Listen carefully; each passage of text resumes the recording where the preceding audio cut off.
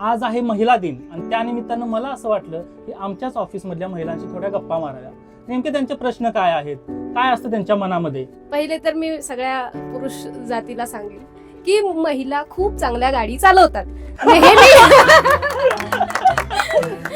मी जेव्हा गावाला गेले तेव्हा मला सासूबाईंनी सांगून ठेवलेलं की त्याला अरे तुरे करू नको हा तिकडे, आणि काहीतरी झालं आणि मी त्याला म्हणाले बावळट, असं तो लांब बसले आणि मी जोरात ओरडले बावळट तुला कळत नाही का. मुलं असं म्हणतात हा ठीक आहे, पोरींना जॉब नाही लागला तर ऑप्शन रेडीच आहे, पुढचा मुलगा येणार, कांदे पोहेचा कार्यक्रम होणार आणि मग ओके शुभमंगल सावधान टाइप्स. कोणीही काहीही बोललं तरी आपल्याला जसं हवं आपल्याला तसंच जगायचं. रिस्पेक्ट करा, महानता देऊ नका. आम्ही माणूस आहोत, माणसासारखं वागवा. तुम्ही ती महानता देऊन ना आमच्यावरती अजून एक ओझं टाकता.